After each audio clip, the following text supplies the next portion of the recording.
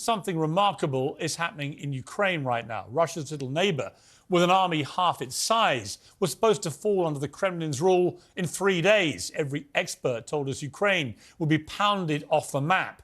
And for a while, that's how it looked. Russian troops surged across the border from 3 directions. Bombs pounded shelters for refugees, maternity hospitals, residential buildings. In town after town, Russian flags were hoisted up as symbols of a genocidal conquest. They turned Ukraine into a living hell. But a hell of a lot has changed. Ukrainians fought back against the Russians, facing tanks and tractors, repelling the invaders with now legendary bravery. Western arms poured in, and Putin's war machine is falling apart.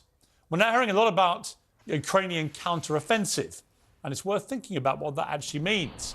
It means Ukraine is no longer just defending itself, pinned against the ropes, taking the blows. It's now ready to begin punching back. It's fighting. It's on the front foot, and it's ready to take back its country in the way that President Zelensky has always vowed it would. We are not prepared to exchange or trade the territory of the independent state of Ukraine. We have no right for this. First of all, we are the government because this land belongs to Ukrainian people. Ukraine has every right to fight for every inch of its territory. A lot of experts say there's no way this ends without them giving up swathes of their country to the Russians, to Putin's barbarians. But why should they? How would we respond if Russia did this here, to our country? Well, we know what we did when Adolf Hitler tried to do that. Don't we? Or have we forgotten? Do we not learn the lessons from history when dictators try and rampage their way through Europe, seizing democratic sovereign countries? Ukraine has to win this war, has to win it for freedom and for democracy, and we have to help them do it. And it has to win this war on its terms, not Vladimir Putin's. Today, another reminder of why a massive explosion destroyed a huge dam in southern Ukraine, unleashing a biblical flood that will cost more lives and even threatens a nuclear power plant. It looks a lot like another lunatic act from a terrorist state that's getting ever more desperate and dangerous, or fearful of the counter-offensive. The only way we stop things like this is by bringing an end to the war. And that, for us, for America, for the other allies, means that we support and back Zelensky and Ukraine to finish the job. Well, joining me now is Yuri Sak, he's advisor to Ukrainian Defence Minister, and by General Mark Kimmett, the former Assistant Secretary of State for Political and Military Affairs. Well, welcome to both of you. Yuri Sak, if let me start with you. How crucial is this phase of the war that we're now entering with the much vaunted counter-offensive, and how damaging is this incident today with the dam? Thank you, Piers. And I would like to start by expressing deep gratitude to the United Kingdom, to the British people, for the support that we have been receiving from your country since day one of this aggression. Your leaders have come to support us in person. We have received tanks, we have received ammunition, we have received multi-launch rocket systems from the United Kingdom. The United Kingdom have been the driving force behind the formation of the fighter jet coalition, so we are thankful for that. Now, as to your question, of course, we have been preparing for the next stages of our deoccupation campaign. For a long time, we have been receiving military support from our allies. And what is happening, what is beginning to happen now, the front is beginning to move.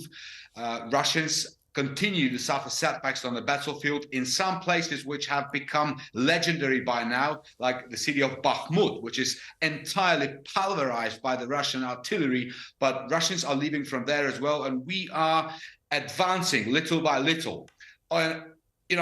Faced with this lack of military success, what a terrorist regime, which is what it is, the Russian terrorist regime, what they're doing, they continue the campaign of terror. So they continue to terrorize Ukrainian cities with the massive missile strikes. Just last night, we had a massive missile strike, 35 cruise missiles. But fortunately, thanks to the air defense systems we have received from our partners, they've all been shot down. And at night, they have blown up the dam, which created flooding. More than 80 villages and small towns are now underwater. The water levels have risen in some places up to 10 meters. We have no idea how many people this flood will take away, because we, of course, right now cannot access these territories, and we will have to wait till the water comes down. The reconstruction of the dam is impossible. It is damaged beyond repair. We have proven evidence that the explosives have been taken there by the Russian terrorists, by these war criminals. And this is why we are calling now an emergency meeting of the UN Security Council. And look, we are confident, we are aware that Russia, the terrorist state, has a seat on the Security Council, but still we think it is important for us to bring this issue to the attention of the international community, because one of the possible outcomes has been the threat to the nuclear power plant in Zaporizhia, the second largest nuclear power plant in Europe. Luckily for now, there is no immediate threat. Okay, thank you for that. That was an extraordinary account of what's been going on. Thank you. I want to bring in General Kimmett. From a purely military point of view, General, where are we in this war? How prepared are the Ukrainians for this counteroffensive? And I guess the overriding question, can they win? Well, first of all, it's remarkable how strong the character and the morale of the Ukrainian forces are. Everybody thought this would be over in a matter of weeks. It's now been 16 months. And in 16 months, now the great event to come is the counteroffensive that nobody would have ever anticipated. But one has to question if there is a sufficient amount of equipment that has been provided to the Ukrainian armies to achieve President Zelensky's war termination goals. And that's what we need to talk about, is what does win mean? If win means that all of the Russian forces are pushed out of both Ukraine and the land inside the Crimea that belongs to Ukraine, I don't think we provided enough equipment up to this point. But I do believe that there is sufficient capability for the Ukrainians to conduct a significant counteroffensive against the Russians that would, number one, prove to the Russian forces that they have been defeated, prove to the West that this is a good investment and we need to provide more and more equipment, and also put the Ukrainian forces in a position that perhaps not this counteroffensive, but a subsequent counteroffensive would get closer to President Zelensky's war termination goals. Otherwise, I'd be afraid that the West would be pushing the Ukrainians to a premature set of negotiations, which would just turn this into a frozen conflict and reward Putin for his aggression. Yuri, when I was in Ukraine interviewing the President and the First Lady, I was struck by, when I spoke to ordinary people in the street, old, young, male, female, whoever I spoke to, the absolute unity of resolve that the President should not cede an inch of Ukrainian land. In fact, they wanted to go and get back Crimea and other parts of the country that have been taken by Vladimir Putin. What is your message now to Vladimir Putin? If he's watching this, what is your message to him and his military about that question? I mean, would Ukraine ever, do you think, cede an inch of land? My message to the Russian military would be something that our president, Mr. Zelensky, has said so many times. Surrender or be destroyed. This is the only two possible outcomes for these war criminals. They are already degraded by the Ukrainian army. They are demoralized. We are seeing they're deserting the battlefield. By now we have killed more than 210,000 Russian soldiers on the battlefield, and the news spreads. And this is why we're seeing the beginning of the civil war in Russia. All these movements, the partisans in the Belgorod region. So this is my message to the soldiers. To the terrorist number one, the leader of Kremlin, I would say, begin rehearsing your speech when you will be standing in the docks of an international war crimes tribunal, because this war criminal has already had one indictment issued against him. And after today, I think somewhere now, as we speak, another one is being written. So the leader of Kremlin and his clique, they will all stand trial. Now, as for Ukrainians, we will continue to fight, because we understand at the level of our DNA that this is a war of our survival. This is a historical chance for us to once and for all resolve this issue. Russia, this war has begun not in February 2022. It began not even in 2014, when Russia illegally annexed Crimea and started the war in the east of Ukraine. This is something that this genocidal maniac and monster was trying to achieve for centuries: destroy the Ukrainian identity, destroy the Ukrainian culture, and destroy us as a nation. This will never happen. I'll give you my word for this. General Kimmett, briefly, if you don't mind, but what is the importance of this war now to the rest of the world?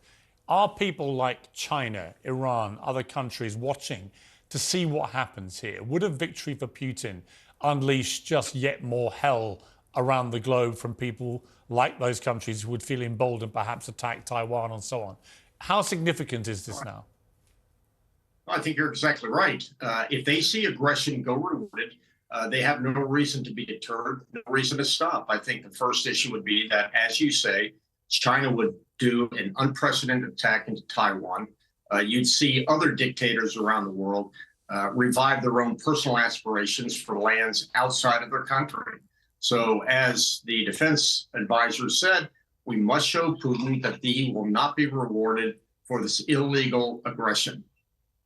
General, thank you very much indeed. And Yuri Sak, thank you both very much indeed for joining me. I appreciate it.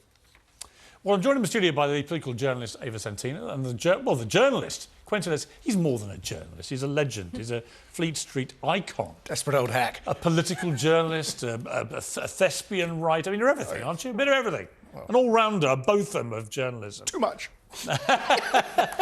Quentin, what do you? I mean, I'm always very inspired when I hear the Ukrainians talk.